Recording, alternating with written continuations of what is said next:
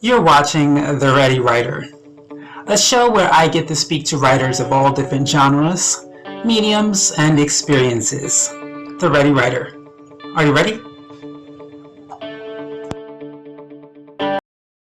Hi, and welcome to The Ready Writer. I am your host, Casey Bell, and today's episode we have V.S. Holmes joining us. Let's get started. Was writing a lifelong dream for you as a child, or did it just pop up in your life? It definitely just popped up for the most part. I always wrote, not nothing very good when I was little or anything. But I've always had sort of career goals outside of writing. But it was just in the past maybe 5 years or so that I decided to do it professionally. What was it that made you make that decision? I just I just decided I could. I did meet an author, Ariel Sealing, at a Comic-Con years ago, and I saw what she was doing mostly on her own and how good her writing was, and that really inspired me to kind of take the plunge myself as well. What was this journey like for you? How did you? There really is no template, and even though nowadays YouTube, you can go online and find out how to publish a book. There are still multiple ways of doing it. There's still mistakes you're going to make. So how did you start, and what was the process like? Lots of mistakes, like you said. I just did a lot of research. One of the big things for me was finding a writing community, both traditional writing and independent publishing on Twitter. There was a lot more accessibility than a lot of the other sites, and just sort of browsing query lists and things like that. So that was a huge piece for me, finding just the amazing amount of free resources, just people just giving away advice on Twitter. That really helped me and gave me a place to start when I wanted to do more in-depth research. That was a huge piece, definitely. Amazing. So what was the very first thing you wrote and published? The first thing I wrote and published was Smoke and Rain, which was my debut. It's epic fantasy. And the first thing I wrote, it sometimes makes the rounds, was a story about a horse when I was about 6 years old. So luckily that one didn't really see the light of day. Amazing. So talk about your book, Star's Edge. Nell Bentley, I believe that's the whole title. Mm-hmm. And it's the fourth book, I believe, of a series. Yeah, so Heretics is the fourth book in the Star's Edge Nell Bentley series, and it's lesbian archaeologists in space is kind of the gist of it. The series starts with Dr. Nell Bentley, who's an archaeologist, and she's excavating a seemingly typical but exciting site down in Chile, and everything starts going wrong, and her carbon readings can't be right, and she starts to realize there's something more going on, and it's a lot deeper than she expected. And then Heretics is, since it's the fourth book in the series, she's actually coming back to Earth, having not been on Earth for the previous book. And now what's at stake isn't so much this groundbreaking site, but her entire planet. So I'm looking behind you. Are you an archaeologist? I am. Oh, awesome. So that's how that goes into play. So why is how did because archaeology? Well, I science has never been my forte, but when I think of archaeology, I think of Earth. Mm-hmm. So how is she in space? So a huge piece of archaeology, and there's a lot of different types of archaeology for sure. A huge piece of it is studying, the history of human culture. And what she begins to learn is that aliens have been taking humans, abducting humans for a lot longer than just, our, back in the 40s and 50s. And she encounters some of the descendants of these original abductees. So some of the things that she's studying are indeed human remains and human civilizations, but not necessarily on Earth. Amazing. So I'm assuming your life in archaeology. Are you also into astronomy and astrology and all of that, or does that mean is that something you studied as well? A little bit. I mean, I'm just kind of a nerd. I grew up reading and watching Cosmos and Nova and Nature. And my dad was a wicked sci-fi fantasy fan. So I started with that interest really young. And for me, a lot of archaeology, exploring where we come from and where we're going, sort of goes hand in hand with writing and with science fiction, because a lot of, at least speculative fiction, we're dreaming up these worlds that we either want to see or that we're afraid our world is becoming. And so there's a lot of connection there between the two fields. But no, I'm not a proponent of like the ancient aliens theories when it comes to archaeology or anything like that. I think most of us can build pyramids on our own. That's my disclaimer. I have a disclaimer in the front of the book. Like I know that past cultures are fully capable of that. But this is more exploring what would happen if we had been encountering those people or those aliens, so to speak, throughout our development as humans. So your books 1, 2, and 3, how has the response been from the readers? And was it the response as expected or unexpected? I was sort of blown away by how many people enjoyed Nell's story. She's angry and flawed and coming into contact with a lot of issues in the field of archaeology, which are very real.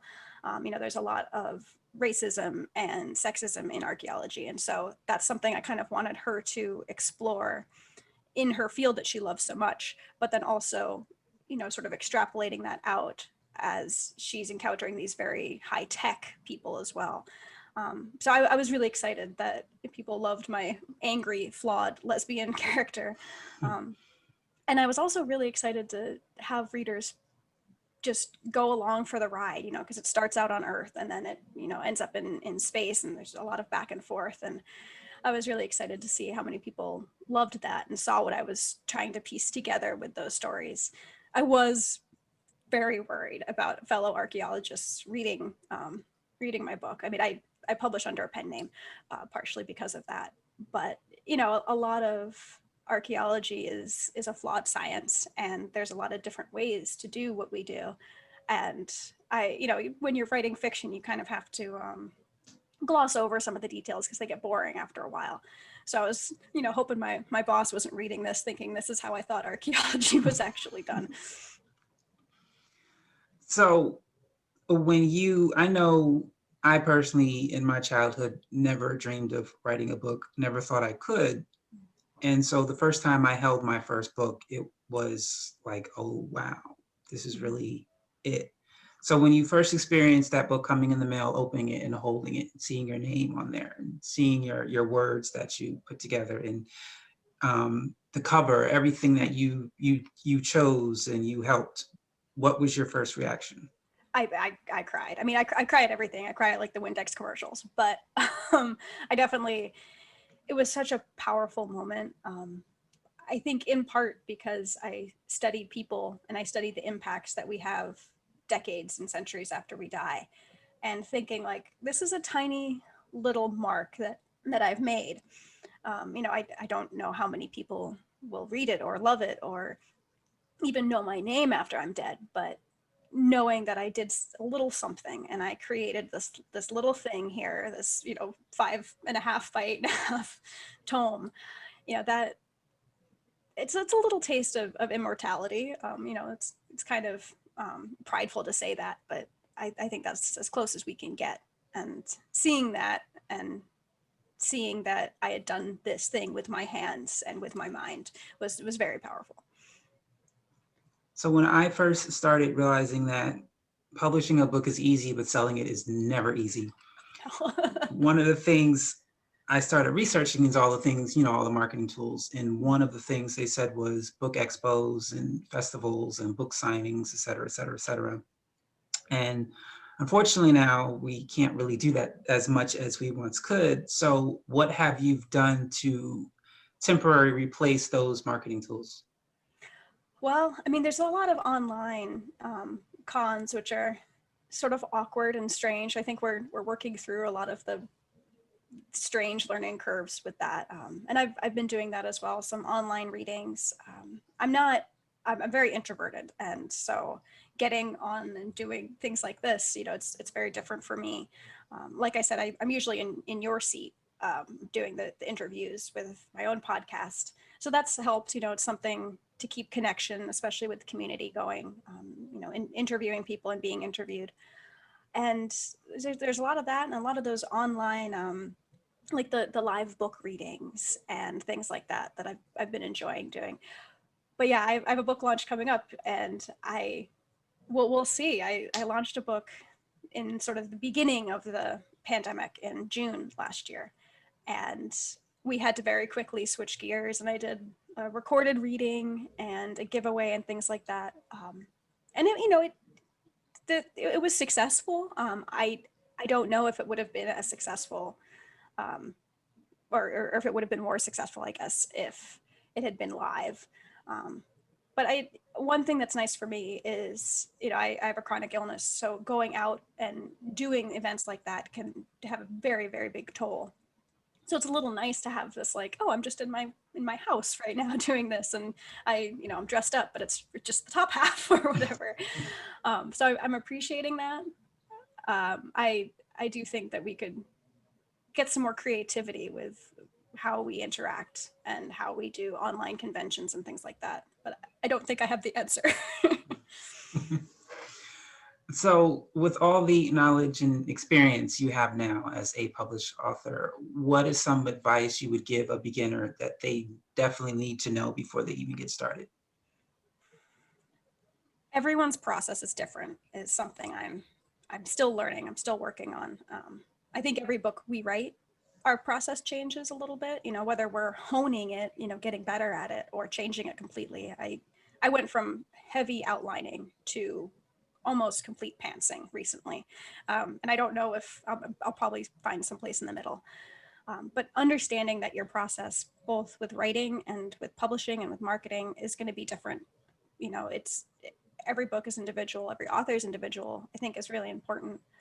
But also holding on to who you are as an author, what your voice is, what your message is really important too, because it's easy to lose that with all the feedback we get, write this way, don't write that way, show, don't tell. Oh, well, so sometimes you do have to tell, it's a lot to process. And I think, especially as a newer author, when you want to get it right, the pressure to get it right the first time is really heavy.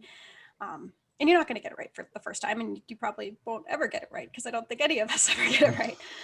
But we can try. And I think that's really hard to hold on to when you have a lot of conflicting messages. So I think that's the thing that I wish I had known when I started this journey.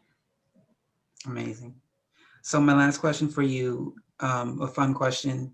If you had the opportunity to co-write a book with a author, either whether they be dead or alive, known or unknown, who would this author be? That's a tough one. I'm an only child, so like playing well with others is not one of my strong suits. Star's Edge actually started out as a shared world, and it is no longer a shared world. Co-authoring. I think it would be really fun to co-author with, oh, this is so tough. Well, writing with Karen Lord, who's a speculative fiction author, I'm currently writing. She's really incredible and has a very deep and subtle way of looking at the world and writing speculative fiction. And she has a very unique perspective. I think that would be really fun, because I tend to languish in the language and get very florid with my writing. And so someone who just strikes straight to the heart of the matter, but in a very understated way. I think that would be really fun to work with someone like that. And just, I would be amazed by her expertise. So.